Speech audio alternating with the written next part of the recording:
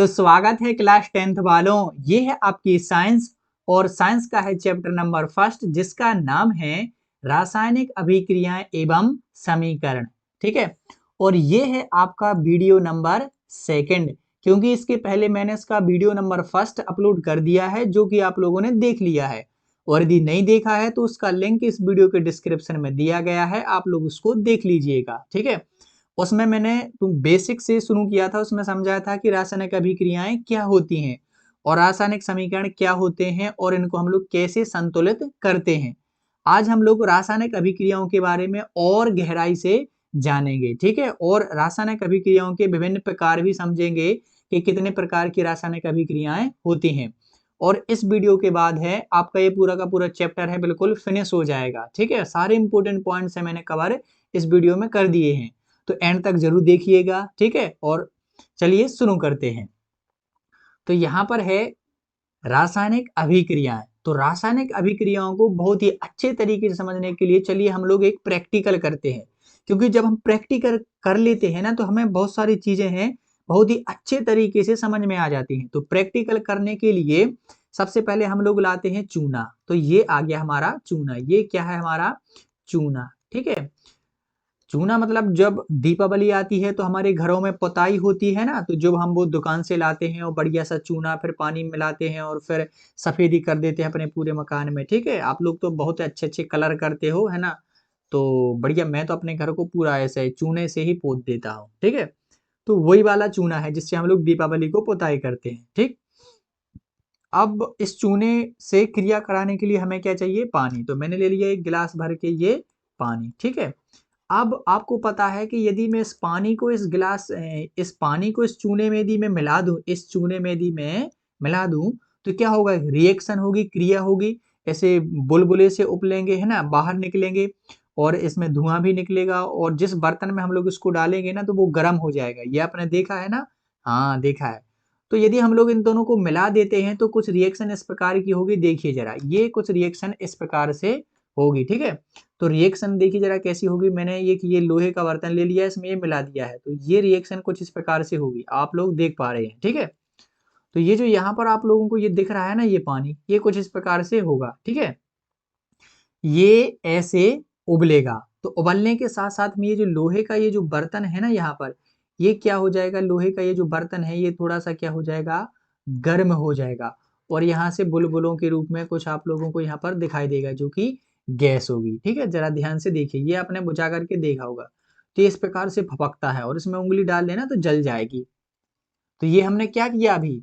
ये हमने अभी क्या किया कि ये इस चूने को लिया और पानी को लिया और दोनों को मिक्स कर दिया, तो कुछ इस प्रकार की रासायनिक अभिक्रिया हुई है। ठीक है, अब इसी रासायनिक अभिक्रिया को हम लोग ये तो हम लोग देखते हैं। ठीक है, अब यदि हमसे कोई पूछे, जैसे एग्जाम में यदि हमारे पूछे, पेपर में प्रश्न आ जाए कि ये अभिक्रिया किस टाइप की है और इसको हम लोग कैसे समझेंगे, तो इसी प्रकार की बहुत सारी अभिक्रियाएं हैं और उनको मैंने कैटेगराइज रखा है, मतलब एक एक करके बहुत ही अच्छे तरीके से समझाया है। तो आइए अब हम लोग उन अभिक्रियाओं को देखते हैं और इस प्रयोग को आप लोग ध्यान में रखिएगा कि क्या क्या हुआ है। ठीक है, हम लोगों ने क्या मिलाया? ये चूना मिलाया, इसमें पानी मिलाया, फिर लोहे के बर्तन में रखा। ठीक है, मिट्टी के बर्तन में भी रख सकते हैं क्योंकि ये भारी गर्म हो जाता है। यदि प्लास्टिक में रखेंगे तो वो पिघल जाएगा क्योंकि ये गर्म हो जाता है, ऊष्मा निकलती है, गर्माहट के रूप में क्या निकलती है? यहाँ से ऊष्मा, एनर्जी निकलती है और यहाँ से गैस निकलती है। क्या निकलती है? गैस। ठीक है, इस रिएक्शन को आप लोग ध्यान में रखिएगा। ठीक है, तो चलिए आगे बढ़ते हैं। अब हम देखते हैं रासायनिक अभिक्रियाओं के प्रकार। तो जो आपकी क्लास 10th की जो साइंस की बुक है ना, उसमें रासायनिक अभिक्रियाओं के बहुत सारे प्रकार हैं। ठीक है, बहुत सारे प्रकार, मतलब जितनी भी अभिक्रिया है मैं यहाँ पर उनके सबसे पहले नाम बताता हूँ। तो पहली है हमारी ऊष्मा क्षेपीय अभिक्रिया। ठीक है, और रासायनिक अभिक्रिया भी साथ में बोल सकते हैं, ऊष्मा क्षेपी रासायनिक अभिक्रिया, या शॉर्ट में आप लोग ऐसा भी बोल सकते हैं, ऊष्मा क्षेपी अभिक्रिया, या ऐसा भी बोल सकते हैं ऊष्मा क्षेपी क्रिया। ठीक है, अभिक्रिया बोल दो या क्रिया, एक ही बात है। ठीक है, दूसरी है हमारी ऊष्मा शोषी रासायनिक अभिक्रिया। तीसरी है हमारी कौन सी? वियोजन, या इसी को बोल देते हैं अपघटन रासायनिक अभिक्रिया। फिर है संयोजन रासायनिक अभिक्रिया, फिर है विस्थापन अभिक्रिया, फिर है हमारी द्विविस्थापन अभिक्रिया, और फिर है हमारी अपचयन अभिक्रिया, फिर हमारी उपचयन अभिक्रिया, फिर है हमारी सारी की सारी अभिक्रियाएं हो गई। ठीक है, तो इतनी सारी अभिक्रियाएं हम लोगों को डिटेल में समझनी है। ठीक है, तो सबसे पहले हम लोग इनको कैसे पॉइंट में समझेंगे, सबसे पहले मैं आप लोगों को बताऊंगा इनकी परिभाषा। ठीक है, परिभाषा, और फिर मैं आप लोगों को बताऊंगा इसके उदाहरण। ठीक है, तो ये परिभाषा और ये उदाहरण, ठीक है, हमेशा 2 नंबर का क्वेश्चन आपसे पूछा जाता है आपके पेपर में। ठीक है, तो मैं आपको एक बार बता दूंगा क्वेश्चन कैसे पूछा जाता है। जैसे मान लो ए द्विविस्थापन अभिक्रिया को पूछेगा, तो प्रश्न कैसे पूछेगा कि द्विविस्थापन रासायनिक अभिक्रिया किसे कहते हैं, इसे उदाहरण सहित समझाइए।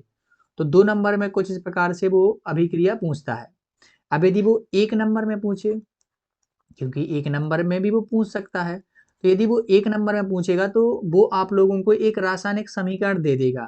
ठीक है, अब वो पूछेगा कि बताइए इस रासायनिक समीकरण में कौन सी अभिक्रिया है, तो हमें बतानी पड़ेगी कि ये रासायनिक अभिक्रिया है। तो इस प्रकार से 2 टाइप के क्वेश्चन पूछे जाते हैं। ठीक है, तो अब हम एक एक को बहुत ही अच्छे तरीके से समझते हैं और फिर हम लोग इस प्रकार के क्वेश्चन को बहुत ही आसानी से हल कर पाएंगे। ठीक है, तो चलिए शुरू करते हैं। सबसे पहले हमारी ऊष्माक्षेपी रासायनिक अभिक्रिया, तो आइए बढ़ते हैं। तो रासायनिक अभिक्रियाओं के प्रकार में हमारी पहली है ऊष्माक्षेपी रासायनिक अभिक्रिया। तो इसको समझने के लिए जो मैंने अभी आपको प्रैक्टिकल करवाया था उसको जरा आप लोग ध्यान से याद कीजिएगा। तो हमारा प्रैक्टिकल क्या था कि ये जो अपन लोगों ने चूना बुझाया था यहाँ पर, ठीक है, तो ये क्या, ये जो बर्तन है वो गर्म हो गया था और ऊष्मा के रूप में इसने दिया था और यहाँ से गैस निकली थी। ठीक है, अब इसी को हम लोग कैसे समझेंगे कि हमारे पास में पानी था और ये चूना था। ठीक है, तब ये रासायनिक क्रिया हुई थी। तो सबसे पहले हम लोग इसकी परिभाषा देख लेते हैं, फिर मैं इसको एग्जाम्पल के थ्रू आपको समझाता हूँ। ठीक है, तो इसकी परिभाषा क्या है, चलिए मैं इस कलर को थोड़ा चेंज कर लेता हूँ, ये कलर। ठीक है, तो रासायनिक अभिक्रिया, तो जरा आप लोग नोट भी करते जाइए। ठीक है, पेन कॉपी लेकर ही बैठिए, तभी पढ़ने में आनंद आएगा। तो इसकी परिभाषा, किसकी परिभाषा हम लोग लिख रहे हैं, ऊष्माक्षेपी रासायनिक अभिक्रिया की परिभाषा। आप लोग ऐसा प्रश्न भी लिख सकते हैं कि ऊष्माक्षेपी रासायनिक अभिक्रिया को उदाहरण सहित समझाइए। ठीक है, या फिर केवल आप लोग हेडिंग डाल सकते हैं ऊष्माक्षेपी रासायनिक अभिक्रिया। तो लिखा है, जिन रासायनिक अभिक्रियाओं में उत्पाद के निर्माण के साथ साथ ऊष्मा का भी उत्सर्जन होता है उन्हें ऊष्माक्षेपी रासायनिक अभिक्रियाएं कहते हैं। तो उत्पाद, अब ये आपको ध्यान आ जाना चाहिए कि ये उत्पाद क्या है। तो जब कोई पदार्थ है या तत्व है, जब वो क्रिया करते हैं और अभिक्रिया के फलस्वरूप जो चीज बनती है उसको हम लोग क्या बोलते हैं, उत्पाद। और इसको मैंने वीडियो नंबर 1 में बहुत ही अच्छे तरीके से समझाया था।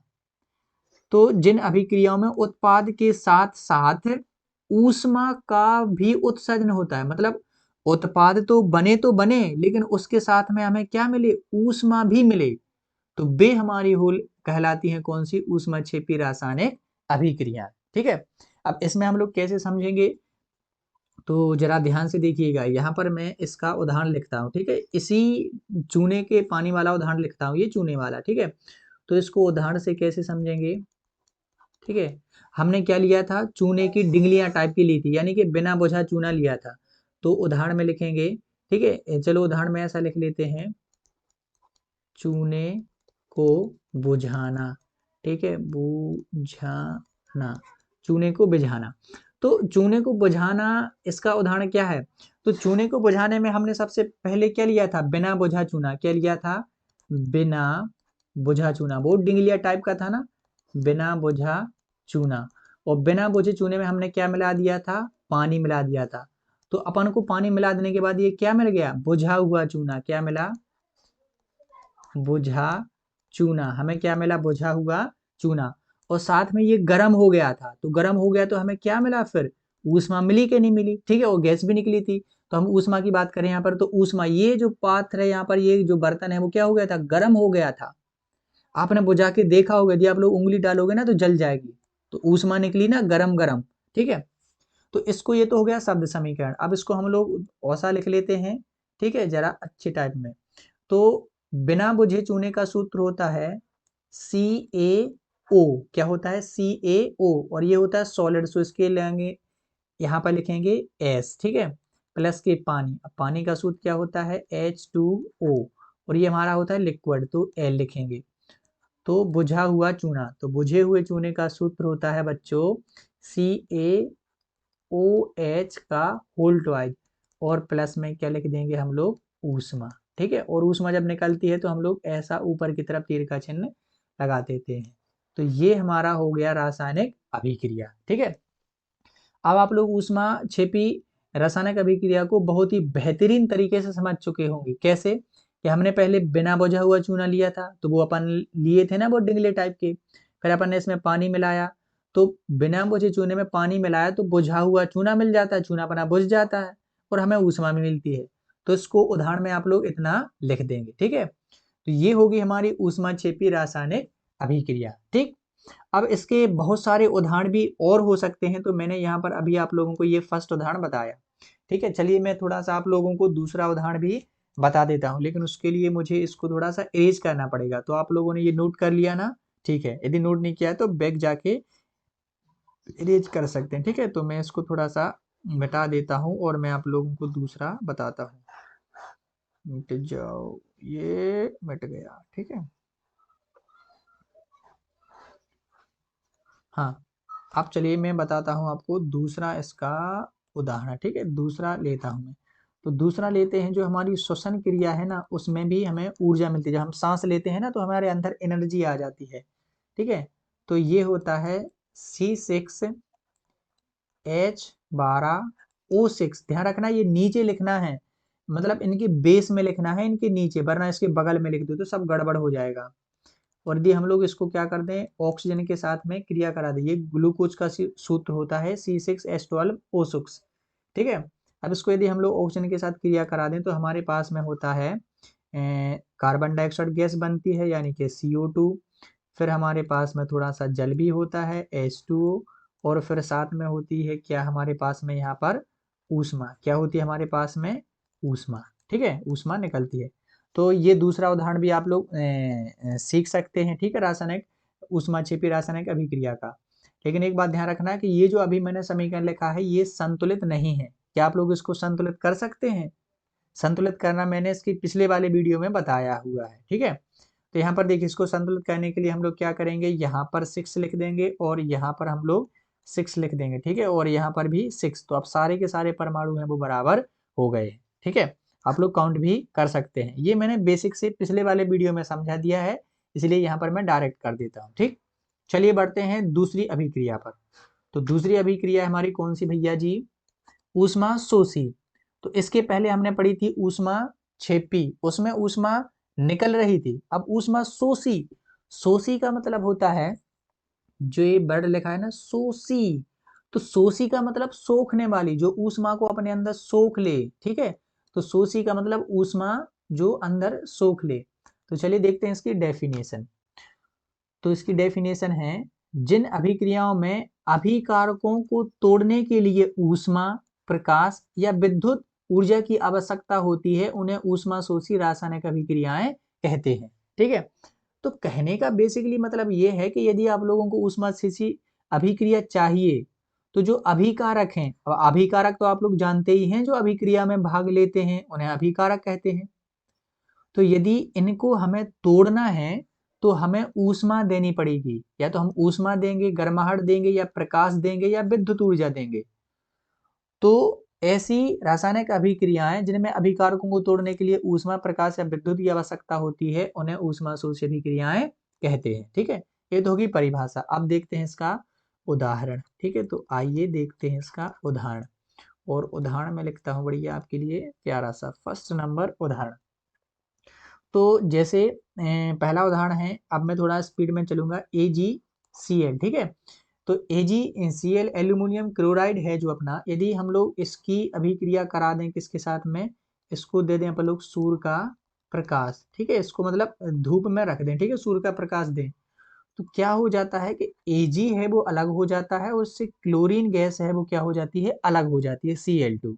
ठीक है, तो जो AgCl होता है ये हमारा सॉलिड होता है S, और ये जो Ag होता है ये भी सॉलिड होता है S, और जो क्लोरीन होता है वो होता है हमारा गैस में।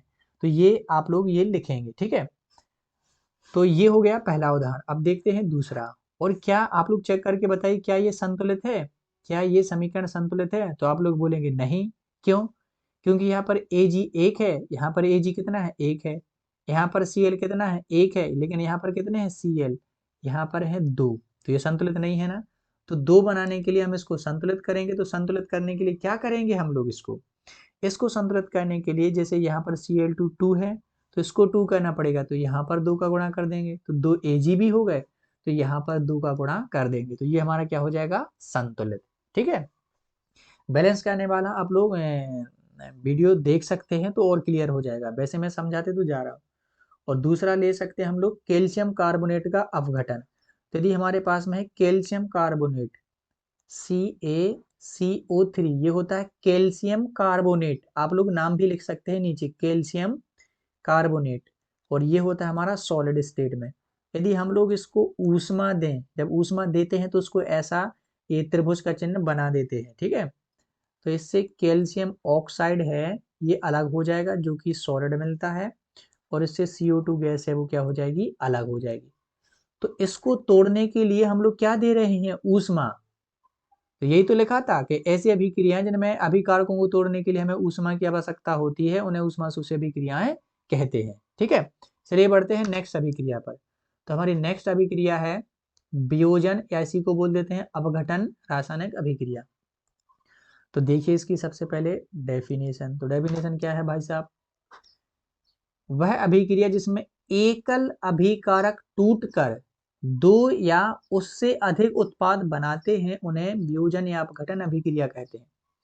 कहने का मतलब ये है कि वियोजन अभिक्रिया में एकल अभिकर्मक, मतलब होगा कोई एक चीज, होगा कोई क्या? एक चीज, लेकिन जब अभिक्रिया होगी तो इससे दो चीज बनेगी। इससे कितनी चीज बनेगी? दो। ठीक है, जैसे एक लड्डू ये है, आपने लड्डू लिया और उसको दो भागों में आधा कर दिया। ठीक है, तो एक लड्डू को दो भागों में ऐसा तोड़ने की जो क्रिया है उसी को हम लोग बोलते हैं वियोजन या अपघटन। ठीक है, अब रासायनिक अभिक्रिया है तो हमें कुछ तत्वों के साथ में इसकी क्रिया करानी पड़ेगी। ठीक है, तो इसमें एकल अभिकर्मक मतलब एक अभिकारक होता है और वो दो जनों में ऐसा टूट जाता है। ठीक, तो इसका देखते हैं हम लोग उदाहरण। ठीक है, चलिए देखते हैं इसका उदाहरण। तो इसका उदाहरण नंबर फर्स्ट, तो उदाहरण नंबर फर्स्ट इसका अभी जो मैंने इसके ठीक पहले लिखा था वही इसका बहुत ही अच्छा सा उदाहरण हो सकता है। ठीक है, जैसे मैंने कौन सा लिखा था? कैल्शियम कार्बोनेट का, तो ये क्या था? Ca और CO3, तो ये एक अभिकर्मक है, पूरा का पूरा कितना है? एक अभिकर्मक है, और ये S सॉलिड होता है तो S लिख दिया हमने। अब इसको हम लोग यदि गर्म कर देते हैं तो ये दो हिस्सों में टूट जाता है। CaO जो कि होता है हमारा क्या? सॉलिड, प्लस के मिलता है हमें क्या? CO2 जो कि हमारी होती है गैस। तो देखो, एक अभिकर्मक दो उत्पादों में टूट गया। ठीक है, तो अब तो आप लोग वियोजन अभिक्रिया को अच्छे से समझ ही गए हैं कि ऐसी अभिक्रिया जिसमें एकल अभिकर्मक का मतलब है एक, तो यहाँ पर एक ही है ना, तो ये एक अभिकर्मक है, टूट करके दो या दो से अधिक उत्पाद में बदल गया। उत्पाद मतलब जो अभिक्रिया के फलस्वरूप बनते हैं, तो इसको बोल देते हैं हम लोग क्या? वियोजन अभिक्रिया। ठीक है, इसको क्या बोल देते हैं? वियोजन अभिक्रिया। चलिए एक और उदाहरण देख लेते हैं इसका। दूसरा उदाहरण क्या हो सकता है? यदि हम लोग H2O जल में यदि हम लोग विद्युत डाल दें, विद्युत मतलब करंट, यदि हम लोग जल में करंट लगा दें, ठीक है, पानी में करंट डाल दें यदि हम लोग, तो हाइड्रोजन अलग हो जाती है और ऑक्सीजन अलग हो जाती है। ठीक है, जल में यदि हम लोग विद्युत डाल दें तो हाइड्रोजन अलग हो जाती है और ऑक्सीजन अलग हो जाती है। तो ये जो समीकरण है यहाँ पर बैलेंस नहीं है, इसको बैलेंस करने के लिए आप लोगों को कुछ करना पड़ेगा। ठीक है, तो यहाँ पर हाइड्रोजन कितने हैं? दो, यहाँ पर ऑक्सीजन कितने हैं? दो, और यहाँ पर ऑक्सीजन कितना है? एक, और यहाँ पर हाइड्रोजन कितना है? दो। तो दो ऑक्सीजन है तो इसको दो बनाने के लिए दो का गुणा करना पड़ेगा। अब दो का गुणा इसमें भी होगा तो हाइड्रोजन कितने हो गए? चार, तो यहाँ पर भी दो हमें लिखने पड़ेंगे। अब ये संतुलित हो गया। तो यहाँ पर मैंने क्या कहा कि जब हम लोग जल, ये क्या है? जल पर जब हम विद्युत डालते हैं तो ये हमारी हाइड्रोजन और ऑक्सीजन में टूट जाती है। तो एक चीज थी, इससे कितनी बन गई? दो, तो ये हमारी हो गई वियोजन अभिक्रिया। तो आप लोग ये नहीं समझिएगा कि सर ने बोला है कि जल में अपन लोग लाइट डाल दो तो क्या हो जाता है, हाइड्रोजन और ऑक्सीजन अलग अलग हो जाती है। तो आप लोग ये मत समझिएगा कि अब तो मैं गिलास में पानी लेके जाता हूँ और सर ने बोला था तो बढ़िया प्लग लगाया और जो लाइट की कॉइलें हैं वो उस गिलास में लगा दी। ऐसा मत करना वरना लाइट के झटके लग जाएंगे। इसको करने के लिए एक प्रैक्टिकल का सेटअप होता है जिसको हम लोग लैब में करते हैं, प्रयोगशाला में करते हैं। घर पे इसको मत करना, कभी भी मत करना, ठीक है। प्रयोगशाला में किए जाते हैं, वो भी बहुत ही सावधानी से। तो ये मत कर देना है ना, वरना मुझे फंसा दो कहीं, ठीक है। चलिए देखते हैं नेक्स्ट अभिक्रिया। तो नेक्स्ट है हमारी संयोजन रासायनिक अभिक्रिया। तो संयोजन रासायनिक अभिक्रिया का क्या मतलब है? अभी अपन लोगों ने कौन सी पढ़ी, वियोजन। तो अभी अलग अलग कर रहे थे।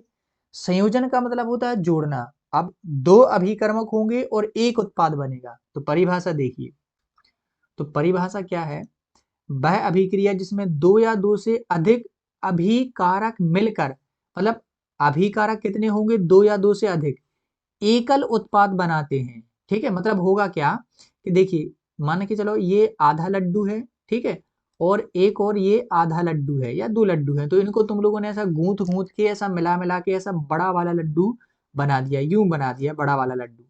ठीक है, तो ये कहलाते हमारे क्या, अभिकारक। और ये जो बन गया है क्या है हमारा, उत्पाद।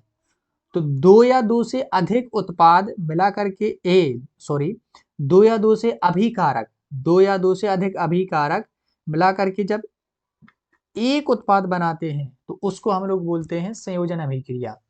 अब देखिए, आइए इसका उदाहरण। तो उदाहरण देखिए जरा इसका। तो उदाहरण क्या है, तो हम लोग देख रहे हैं किसका, संयोजन अभिक्रिया का, ठीक है, या इसको रासायनिक अभिक्रिया भी बोल सकते हैं। तो ये मैं जल का बनना ही बता देता हूँ, किसका, जल का बनना। तो जल को हम लोग कैसे बना सकते हैं, हम लोग कैसे बना सकते हैं, हाइड्रोजन को लिया, ऑक्सीजन को लिया और दोनों की क्रिया करा दी और हमारे पास में क्या बन गया, H2O। तो यहाँ पर देखो, हाइड्रोजन एक, ऑक्सीजन दो, तो एक और दो मतलब दो अभिकारक हो गए ना, और मिलके क्या बना दिया, एक उत्पाद। ठीक है, अब इसको हम लोग क्या कर लेते हैं, बैलेंस कर लेते हैं। तो बैलेंस करने के लिए क्या करेंगे, यहाँ पर O1 है, यहाँ पर O2 है, तो यहाँ पर दो का गुणा करेंगे, लेकिन दो का गुणा करेंगे तो हाइड्रोजन कितने हो गए, चार, तो यहाँ पर भी हम लोग दो का गुणा कर देंगे, तो ये हो गया हमारा संतुलित। तो यहाँ पर दो अभिकारक मिलकर के एकल उत्पाद बनाते हैं, तो ये हमारा पहला उदाहरण हो गया। ठीक है, चलिए अब मैं लेता हूँ आपके लिए दूसरा उदाहरण। तो दूसरा उदाहरण क्या ले सकते हैं हम लोग, कार्बन डाइऑक्साइड का भी ले सकते हैं। जैसे C+K, मतलब कार्बन के साथ में यदि हम लोग O2 को मिला दें तो हमारे पास में क्या बन जाता है, CO2। ठीक है, तो ये भी हमारा क्या हो गया, एक संयोजन अभिक्रिया का उदाहरण। दो मिलकर के क्या बना रहे हैं, एक, तो यही तो है हमारी संयोजन अभिक्रिया। अब यदि आपसे कोई पूछ ले कि ये कौन सी अभिक्रिया है, तो आप लोग बता नहीं दोगे कि ये कौन सी अभिक्रिया है, तुरंत बता दोगे ये ऐसी कौन सी अभिक्रिया है, संयोजन अभिक्रिया, क्योंकि दिख रहा है कि इसमें एक चीज है और एक चीज है जुड़ करके एक बना रही है, तो वही तो है संयोजन अभिक्रिया।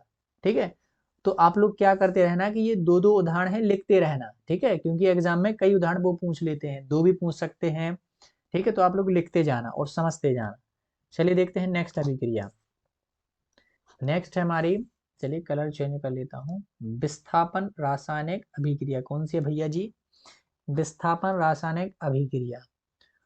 तो विस्थापन रासायनिक अभिक्रिया जो है ना वो बड़ी प्यारी है। तो सबसे पहले इसकी देख लेते हैं डेफिनेशन। तो क्या कहती है, वह अभिक्रिया जिसमें अधिक क्रियाशील तत्व। अब अधिक क्रियाशील तत्व का क्या मतलब है, ऐसा तत्व जो बहुत जल्दी क्रिया कर लेता है। ठीक है, यदि व्यक्तियों में समझे, जिसको बहुत जल्दी गुस्सा आ जाती है उसको हम लोग बोल देंगे जल्दी क्रिया करता है ये। ठीक है, कम क्रियाशील तत्व को विस्थापित कर देता है, उसे विस्थापन रासायनिक अभिक्रिया कहते हैं। तो आप लोग ये डेफिनेशन नोट कर लेंगे। और अधिक अभिक्रियाशील तत्व और कम क्रियाशील तत्व ये आप लोग क्लास 9th में भी पढ़ के आए हो। सबसे अधिक अभिक्रियाशील यदि धातु की बात करते हैं तो हमारे पास में सोडियम होता है Na, ये अधिक अभिक्रियाशील है। यदि हम लोग इसको वायु में खुला छोड़ देते हैं तो ये तुरंत आग पकड़ लेता है और विस्फोट करता है। ठीक है, तो अधिक एक बार मैं फिर से पढ़ता हूं, तो वह अभिक्रिया जिसमें अधिक क्रियाशील तत्व है कम क्रियाशील तत्व को विस्थापित कर देता है, मतलब अधिक क्रियाशील मतलब ज्यादा दमदार, तो ये ज्यादा दमदार है, कम दमदार वाले को हटा देता है अपनी जगह से। ठीक है, ध्यान रखना ऐसा। ठीक, तो इसका देखते हैं हम लोग उदाहरण। तो उदाहरण के लिए चलो मैं व्हाइट कलर लेता हूँ, व्हाइट से बहुत टाइम से नहीं लिखा, तो ये लिया उदाहरण। ठीक है, उदाहरण नंबर फर्स्ट। तो इसका उदाहरण लेते हैं हम लोग क्या, विस्थापन अभिक्रिया का। तो हम लोग ले रहे हैं Fe। Fe मतलब ये किसका संकेत है, जरा आप लोग याद करके बताइए क्लास 9 से। Fe मतलब आयरन, ये लोहा है Fe। ठीक है, तो Fe की क्रिया करा देते हैं हम लोग कॉपर सल्फेट के साथ, और कॉपर सल्फेट का सूत्र होता है CuSO4। ठीक है, कॉपर सल्फेट CuSO4। अब इसकी जब हम लोगों ने रासायनिक अभिक्रिया कराई तो होगा क्या कि यहाँ पर जो Fe और ये हो जाएगा SO4, FeSO4, और प्लस का हो जाएगा Cu कॉपर। ठीक है, तो अब आप लोग देखेंगे कि यहाँ पर SO4 के साथ में पहले कौन था, Cu, लेकिन अब उसकी जगह पर कौन आ गया है, Fe। ठीक है, Cu की जगह पर कौन आ गया है, Fe, क्योंकि सेम टू सेम है ना। देखो Fe है सो Fe है, Cu है SO4 है, Cu है SO4 है। लेकिन क्या हो गया है यहाँ पर हो ये गया है कि Cu की जगह पर Fe आ गया है। तो मतलब हुआ ना ये कि इस Fe ने Cu को इसकी जगह से हटा दिया। तो इसका मतलब ये हुआ कि जो Fe है, आयरन है, वो अधिक अभिक्रियाशील है। किससे, Cu से। मतलब ऐसा समझ सकते हैं कि ये अधिक दमदार है, किससे, Cu मतलब कॉपर से। इसीलिए तो इसने इसकी जगह से हटा दिया और खुद इसकी जगह पर बैठ गया। तो किसी भी रासायनिक अभिक्रिया में यदि ऐसा हो कि एक तत्व है, उसको हटा करके उसकी जगह पर कोई दूसरा आ जाए, केवल एक तत्व, तो उसको हम लोग बोलते हैं विस्थापन रासायनिक अभिक्रिया। ठीक है, और ये तो पहले ही बैलेंस है। देखो एक आयरन यहाँ पर है तो एक आयरन यहाँ पर, एक कॉपर यहाँ पर, एक कॉपर यहाँ पर, SO4 यहाँ पर, SO4 यहाँ पर, तो ये तो वैसे ही है। ठीक है, चलो एक और ले लेता हूँ। तो यहाँ पर मैं Zn की क्रिया करा देता हूँ इसी के साथ में, CuSO4 से, किसी भी धातु की करा सकते हैं। ठीक है, तो ये क्या हो जाएगा, अब जिंक है वो कॉपर को विस्थापित कर देगा, SO4 प्लस के, ये क्या आ जाएगा यहाँ पर Cu। तो यहाँ पर जिंक ने कॉपर को क्या कर दिया है, विस्थापित कर दिया है, तो जिंक यहाँ पर अधिक अभिक्रियाशील हो गया। तो ये दोनों उदाहरण आप लोग सीख सकते हो। ठीक है, और ये जो अभिक्रिया है ये बहुत ही इंपॉर्टेंट है। और जब भी आप लोगों को ऐसा एक तत्व है किसी दूसरी की जगह पर बैठा मिले ना, ध्यान रखना केवल एक तत्व, तो ये हमारी हो जाएगी कौन सी अभिक्रिया, विस्थापन अभिक्रिया। और यदि दो तत्व विस्थापित होंगे तो वो अगली होगी, तो अगली कौन सी हमारी, द्विविस्थापन रासायनिक अभिक्रिया। अभी मैं बहुत टाइम से बोल रहा हूँ, थोड़ा सा पानी पी लीजिए। ठीक है, तब तक इसको समझिए कि क्या होगी।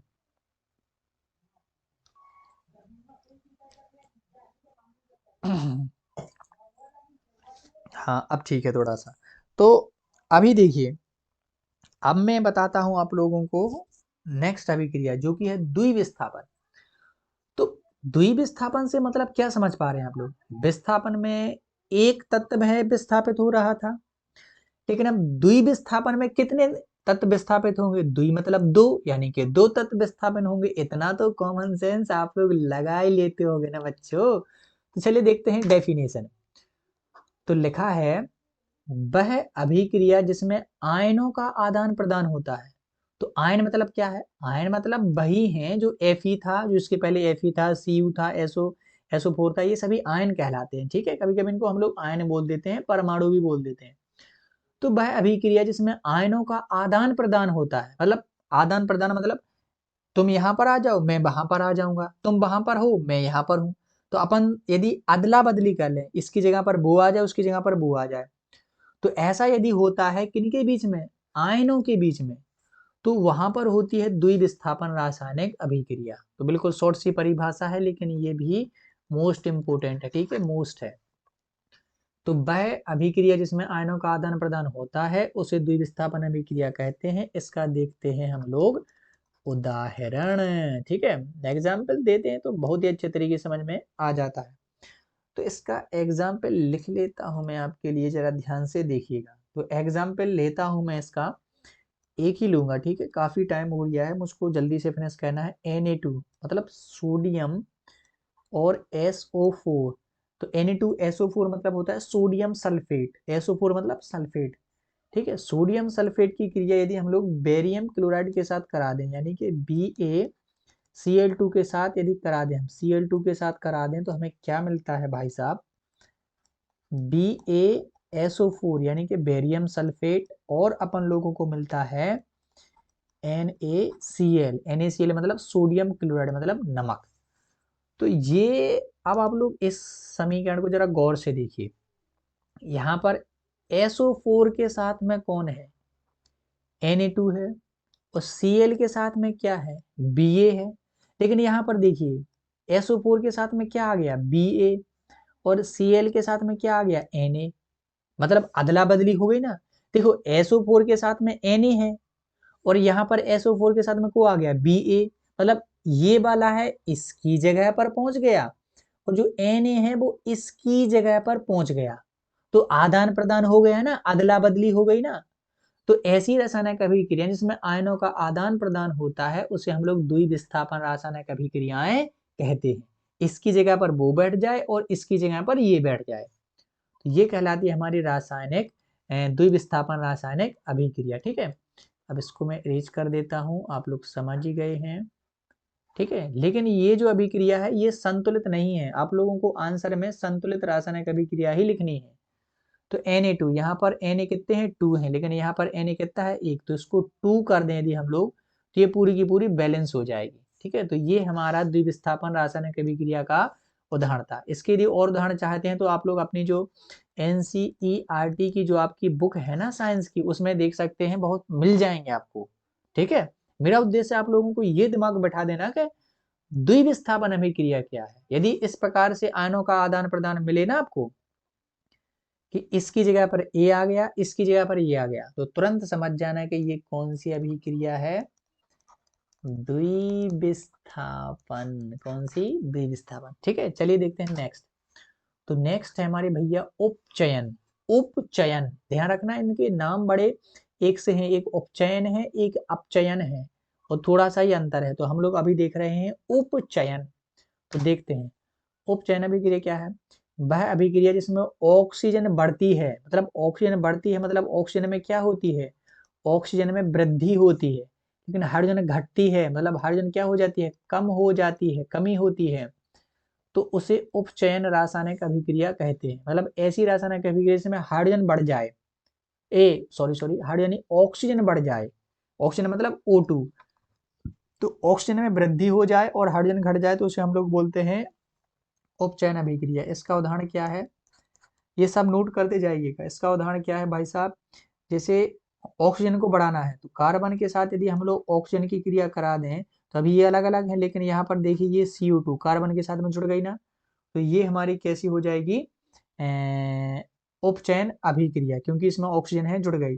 जैसे हम लोग कॉपर की क्रिया भी करा सकते हैं, किसके साथ में, O2 के साथ में, तो हमें मिल जाएगा CuO, और ये संतुलित नहीं है तो इसको संतुलित कर लेंगे, ठीक है ऐसा। तो ये दो उदाहरण मैंने आप लोगों को बता दिए हैं।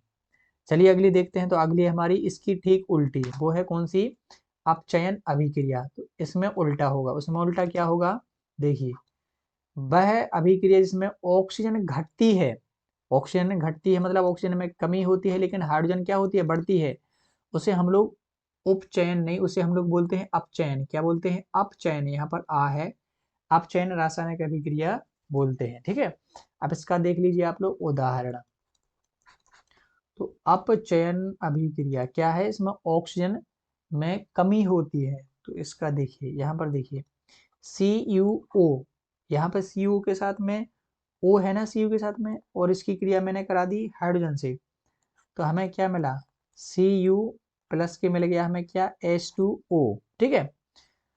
तो यहाँ पर देखिए इसके साथ में O है, लेकिन यहाँ पर हट गया, ठीक है, लेकिन इसके साथ में हाइड्रोजन के साथ में O आ गया। तो यहाँ पर है कॉपर से हाइड्रोजन, ऑक्सीजन है वो अलग हो गया, घट गया, ठीक है। तो यहाँ पर जो अभिक्रिया है ये कैसी अभिक्रिया है भाई साहब, अपचयन अभिक्रिया, ठीक है। तो ये इसका उदाहरण हो जाएगा। अगली और लास्ट अभिक्रिया है हमारी, ठीक है, रेडॉक्स अभिक्रिया। कौन सी अभिक्रिया?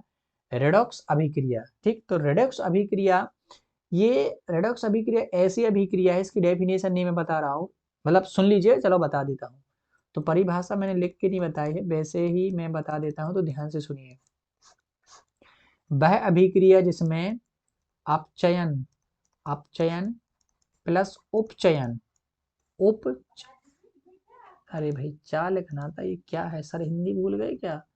बच्चा बोले होंगे सर हिंदी भूल गए और हमको पढ़ा रही हैं, हिंदी भूल गए और हमको पढ़ा रही हैं, कैसे सर हैं ये? तो ऐसा नहीं है बच्चों, उपचयन। मास्टर कैसा मास्टर है, भूल भूल जाता है और हमको पढ़ा रिया है। तो देखो, हाँ, चलो परिभाषा देखते हैं। तो रेडॉक्स अभिक्रिया क्या है? ऐसी अभिक्रिया जिसमें अपचयन एवं उपचयन दोनों साथ साथ होती हैं, तो उसे हम लोग रेडॉक्स अभिक्रिया कहते हैं। मतलब उसमें अपचयन भी होगी उपचयन भी होगी, दोनों साथ साथ होंगे, तो उसको हम लोग रेडॉक्स अभिक्रिया कहते हैं। तो परिभाषा लिख लोगे ना? देखो फिर से बोल देता हूँ।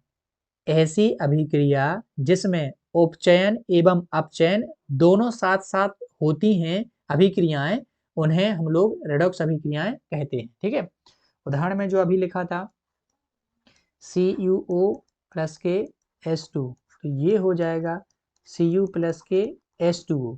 तो ध्यान से देखो, Cu के साथ से यहाँ से U है, O है वो हट गया, तो जो Cu और O के साथ में ऑक्सीजन में कमी हो गई ना, तो ये तो होगी हमारी अपचयन। चलो इसको अलग कलर से मैं लिखता हूँ, पहले इरेज कर लेता हूँ, हट जा भाई। तो अगर तुम लोग ध्यान से देखोगे तो यहाँ पर Cu से CuO से O है वो हट गया, तो यहाँ पर तो हो गया अपचायन। अब तो बच्चे भूल ही रहे होंगे कि मास्टर को कुछ नहीं आ रहा। तो ये हो गई कौन सी हमारी अपचयन। अब H2 के साथ में यहाँ पर O आ गया, तो ये हो गई उपचयन। ठीक है, तो यहाँ पर अपचयन और उपचयन दोनों साथ साथ हो रही हैं, इसलिए ये कौन सी अभिक्रिया हमारी? रेडॉक्स अभिक्रिया। ठीक, तो यहाँ पर हमारी सारी अभिक्रियाएं समाप्त होती हैं। अब इस चैप्टर के लास्ट 2 पॉइंट और रह गए हैं, वो भी जरा ध्यान से देख लीजिएगा। ठीक है, तो ये लास्ट पॉइंट हमारा सेकंड लास्ट है, संक्षारण। ठीक है, तो इसको जरा हम लोग बहुत ही अच्छे तरीके से समझेंगे कि संक्षारण क्या कहलाता है। तो संक्षारण को समझने के लिए, संक्षारण मतलब होता है, इस संक्षारण शब्द का मतलब होता है कि नष्ट होना, नष्ट होना या क्षरण होना, क्षरण होना, नष्ट होना या क्षरण होना। लेकिन कैसे? धीरे धीरे, जल्दी जल्दी नहीं, कैसे? धीरे धीरे। तो नष्ट होना या क्षरण होना, लेकिन कैसे? धीरे धीरे, क्या कहलाता है? संक्षारण। ठीक है, तो और ये सबसे ज्यादा होता है धातुओं में। ठीक है, तो देखिए जरा, सबसे पहले यदि कहीं जंग लग जाए, तो ये देखिए, आपने जंग लगे औजार देखे होंगे, तो यहाँ पर ये दो मैंने पाना लिए हैं, जिससे हम लोग कोई नटमट खोलते हैं ना, तो ये पाना लिए हैं। तो जब ये नए थे ना तो बड़े झमझमा रहे थे, अब लेकिन इन पे ये जंग लग गई है। क्या लग गई है? जंग। देखो ऐसी जंग लग गई है ना। एक ट्रेन देखिए जरा, एक ट्रेन देखिए जंग लगी हुई, ये जो ट्रेन है ना, देखो कितनी सुंदर लग रही है, अभी जो नई है ना, बिल्कुल बानस मानस बढ़िया नया है, लेकिन इसमें जंग लग गई, तो फिर ये धीरे धीरे संक्षरण होगी, तो ऐसी खद गई। तो देखिए ये इतनी सुंदर ट्रेन थी, लेकिन कैसी खद गई? तो ये किसकी वजह से हुआ? संक्षारण की वजह से। ठीक है, तो अब संक्षारण की डेफिनेशन क्या होगी? तो देखिए ये होगी संक्षारण की डेफिनेशन, जरा ध्यान से देखिए। जब कोई धातु, बेसिकली धातु की बात करते हैं, ठीक है, तो जब कोई धातु नमी, नमी मतलब थोड़ी सी पानी के संपर्क में आता है, मतलब बहुत ज्यादा पानी नहीं, हाँ बहुत ज्यादा भी हो सकता है। नमी मतलब थोड़ी सी, जैसे सर्दियों में उड़ता है ना वो कोहरा टाइप का, वैसी नमी। तो जब कोई धातु नमी, अम्ल इत्यादि के संपर्क में आती है, तो धातु की ऊपरी परत कमजोर हो जाती है और धीरे धीरे धातु नष्ट होने लगती है। ऊपरी परत है कमजोर हो जाती है और धीरे धीरे नष्ट होने लगती है। तो इसी क्रिया को हम लोग क्या बोल देते हैं? संक्षारण। इसी क्रिया को हम लोग क्या बोल देते हैं? संक्षारण। ठीक है, संक्षारण समझ गए ना, कि जब कोई धातु है नमी, अम्ल इत्यादि के संपर्क में आती है, तो धातु की ऊपरी परत है वो कमजोर होने हो जाती है और धीरे धीरे धातु है वो नष्ट होने लगती है, तो इसी क्रिया को क्या बोलते हैं, संक्षारण। ये आप लोग देख रहे हैं ना, धीरे धीरे आपके घर में भी कोई लोहे के मतलब ऐसे बर्तन रखे होंगे जो धीरे धीरे नष्ट हो गए होंगे जंग लगने के कारण, ठीक है। तो अब संक्षारण से जो चीजें तो नष्ट हो जाती हैं, तो क्या इनको बचा नहीं सकते हम? बिल्कुल बचा सकते हैं। देखिए संक्षारण के उपाय, ठीक है, संक्षारण की डेफिनेशन हमने देख ली है। अब संक्षारण को रोकने के उपाय देख लीजिए। तो रोकने के उपाय क्या क्या हो सकते हैं? जैसे लोहे की कोई वस्तु है तो लोहे की वस्तुओं पर हम पेंट कर सकते हैं। पेंट मतलब एशियन पेंट कर सकते हैं, कोई भी बार्निश का पेंट कर सकते हैं। दूसरा है ग्रीस या तेल लगा करके हम लोग बचा सकते हैं। और चौथा है लोहे की वस्तुओं पर जस्ते की परत चढ़ा करके, जस्ते का जो परत है उसको हम लोग चढ़ा देंगे तो भी संक्षारण होने से बच जाएगा। इस प्रकार हम धातुओं को संक्षारण से बचा सकते हैं। तो ये 100% वेरी मोस्ट टॉपिक है, ठीक है। तो ये आप लोग डेफिनेशन लिख लीजिए और इसको बचाने के उपाय हैं, ठीक। चलिए अब बचा है लास्ट पॉइंट, तो वो है भाई साहब हमारा विकृत गंधता। तो ये जो विकृत गंधता है ना, तो आपने कभी चिप्स खाए हैं, कुरकुरे खाए हैं ना? तो क्या कभी आपने कुरकुरा खाता हुआ बिल्कुल मुंह में रखते ही फेंक दिया है क्या? फेंक दिया मतलब क्यों फेंक दिया? या हो सकता है कि वो खराब हो गया हो तो आपने फेंक दिया। तो जो कुरकुरा है या जो चिप्स है, ठीक है, जो आपने कभी खाई है, मतलब आपने तो वैसे कभी खराब खाई नहीं होगी, आप तो अच्छे बच्चे हैं, बढ़िया से खाते हैं ना, मस्त मस्त। लेकिन कभी यदि जो पैकेट बंद जो हमारी सामग्री होती है वो रखी रहती, जो खाने वाली जिसमें तेल ज़्यादा होता है, तो वो खराब हो जाती है, उनका टेस्ट और उनकी जो स्मेल है वो बदल जाती है। तो बस कुछ नहीं, उसी को हम लोग विकृत गंधता बोलते हैं। जैसे देखिए इसकी डेफिनेशन, बसा युक्त मतलब जिसमें ज्यादा बसा है, और तेलीय मतलब जिसमें ज्यादा तेल है।